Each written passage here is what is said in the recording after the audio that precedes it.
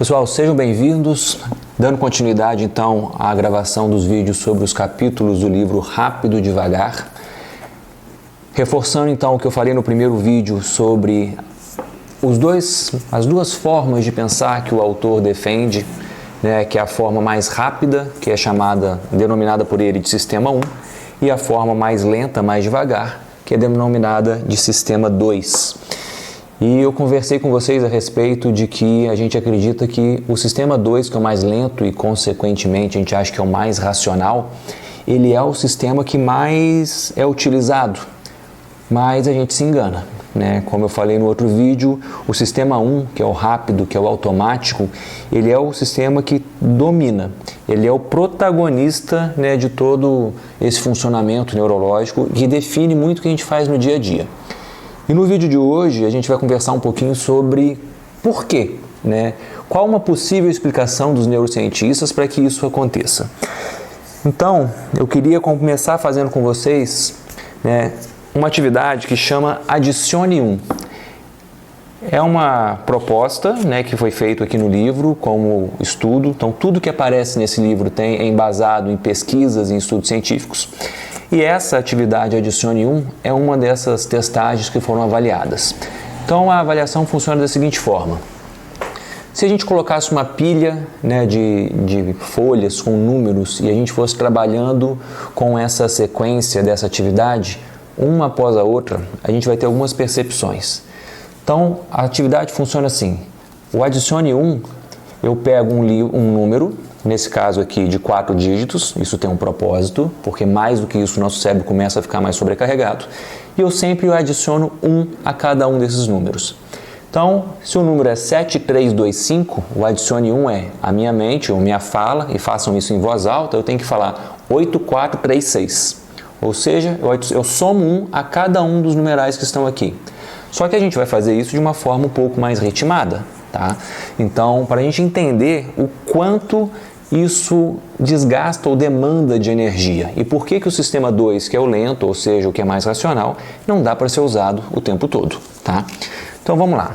Vou passar isso de uma forma um pouco mais encadeada, tá? Alternando e adaptando um pouquinho a proposta do autor até. Mas o primeiro número, então eu vou deixar que vocês vejam, eu só vou virar o papel num tempo e vocês adicionem sempre 1. Então o primeiro, que é fácil, porque eu já fiz. Segundo número.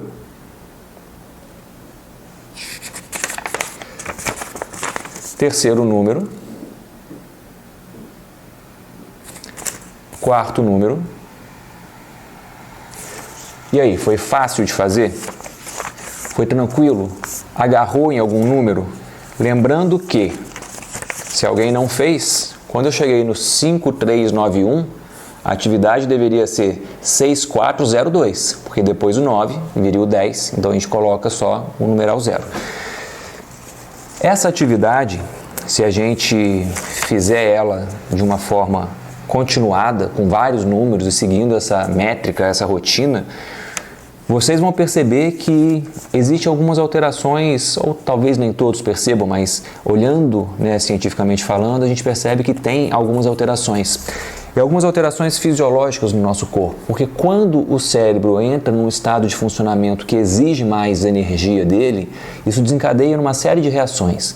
Então, uma dessas reações é, por exemplo, o aumento da pupila. Quando a gente começa a exigir mais do nosso cérebro, porque a gente está pensando, a gente está refletindo, raciocinando sobre aquilo, a nossa pupila se dilata. Então, os estudos mostram que chega a se dilatar em uma proporção bem significativa e é visível a olho nu isso. Uma outra alteração é a frequência cardíaca, que aumenta. Talvez de uma forma não tão perceptível, mas é um batimento cardíaco um pouco mais acelerado.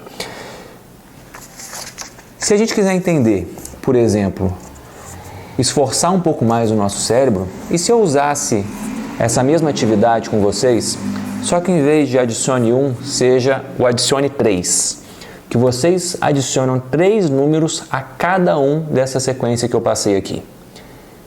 Vamos tentar para ver se é um pouco mais complexo ou se é mais difícil de fazer? Lembrando que se do 9 virou mais 1 ou mais 3, você zera. Então, se fosse do 9 mais 1, vai para o 0. 9 mais 3 vai para o 0, 1, 2, tá? Então, vamos lá. Primeiro número, adicionando 3. Segundo número, adicionando 3. Terceiro número. E último número.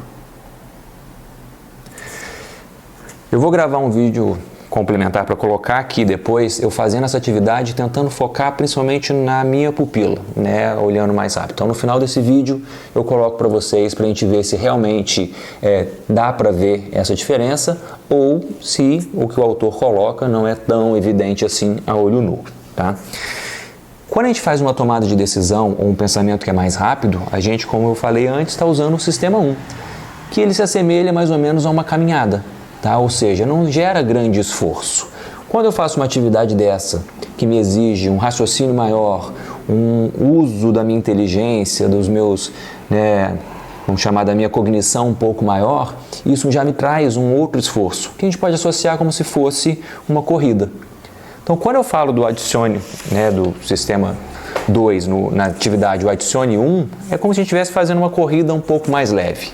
Quando eu peço para adicionar 3 números a cada um desses aqui, é como se eu estivesse dando aquelas corridas de tiro, como se eu estivesse dando um 100 metros rasos ou alguma coisa nesse sentido. E aí, o que é interessante vocês entenderem? Que quando a gente dá esses tiros, ou seja, quando eu estou usando mais a fundo a minha capacidade cognitiva, o meu pensamento, isso me gera uma certa cegueira. Eu não consigo perceber outras coisas. Então, se eu estou focado ali, que muita gente considera o estado de flow, que é de fluência, de sequência, ou seja, eu estou tão dedicado àquilo que eu não estou prestando atenção em mais nada. Quando a gente está usando esse raciocínio um pouco mais pesado, isso me tira a atenção de todo o restante que tem ao meu redor. E isso, pensando lá atrás, onde a gente não tinha tanta segurança, nos primórdios, onde isso poderia ser um risco à vida, isso não é a situação mais segura para se manter por muito tempo. A gente precisa manter isso, usar disso, porém, no dia a dia a gente precisa do sistema mais rápido. A gente precisa do sistema que gaste menos energia e que me dê respostas rápidas, por mais que elas sejam superficiais, por uma questão de sobrevivência. Então, hoje, o que a gente considera como uma lei de sobrevivência é a lei do menor esforço. Quanto mais você consegue fazer com menor esforço necessário, menos energia você gasta e mais energia você tem para situações importantes ou situações de risco, onde você precisa usar de toda a sua capacidade cognitiva. E uma informação importante. Eu trabalho muito com questões de comunicação. E aí você pode estar se perguntando, Thiago, mas por que é importante eu saber ou eu perceber se a pupila aumentou, se a frequência cardíaca ou respiratória ela está mais intensa ou a frequência cardíaca aumentou? Quando a gente fala de linguagem, de comunicação, a gente tem vários elementos que compõem a comunicação. E nesse caso, a comunicação não verbal, a linguagem corporal, a expressão facial e esses microsinais que a gente chama de linguagem não verbal também, eles trazem informações importantes para a gente. Nos estudos do autor, ele diz que ele conseguiu identificar em qual momento a pessoa parou de se esforçar naquele exercício, naquela atividade, só observando essas reações, só observando o tamanho da pupila. Porque quando as pessoas do teste pararam de se esforçar e tentar fazer atividade, principalmente no adicione 3, aquela pupila que estava no foco numa câmera, ela diminuiu quase que automaticamente. Então identificou-se que naquele momento a pessoa desistiu da atividade. Como eu correlaciono isso com a minha comunicação, com a leitura da linguagem corporal das pessoas? Se eu estou conversando com alguém e eu tenho essa capacidade, de uma forma discreta, de enxergar a pupila da pessoa e ver que ela está mais dilatada, isso me mostra que a pessoa está entregue, que ela está pensando a respeito, ela está raciocinando junto contigo, ela está tentando achar uma solução, talvez para um problema que esteja sendo discutido. Mas em contrapartida, quando eu percebo que aquela pupila já está diminuída, que ela não tem tanto empenho naquela atividade mais, talvez seja o momento de parar, ver que a gente perdeu a batalha naquele momento e que a gente não vai conseguir daquela pessoa a adesão e o esforço que a gente esperava. Então é o momento talvez da gente parar e tomar um café ou perceber que não é por ali o caminho que eu vou conseguir e tentar usar outros recursos ou voltar nesse assunto, nessa conversa em outros momentos.